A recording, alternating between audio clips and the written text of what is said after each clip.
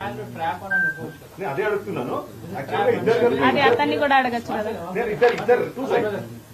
అరవశ్రీ గారు మేము first time rape చేసినప్పుడు మీరు ఒక ఎడ్యుకేటెడ్ ఒక గవర్నమెంట్ ఎంప్లాయీ వెంటనే వెళ్ళి పోలీస్ స్టేషన్ కంప్లైంట్ చేయొచ్చు, కానీ చేయలేదు. ఆ తర్వాత చాలా సంఘటనలు జరిగాయి, కంప్లైంట్ చేయొచ్చు, చేయలేదు. అంటే మీరు శ్రీధర్ని ట్రాప్ చేయాలనే ఉద్దేశంతో ఇదంతా నడిపించారనుకోవచ్చు.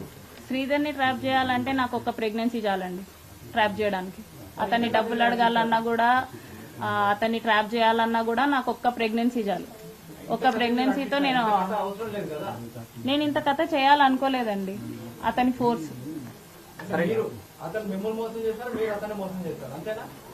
మోసం అని నేనెక్కడ చెప్పలేదు. మాట్లాడడం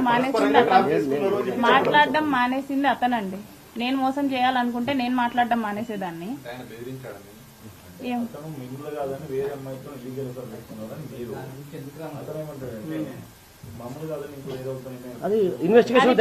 అది నేను వేరే వాళ్ళతో ఉన్నాడని చెప్పేసి నేను ప్రూవ్ చేయగలను.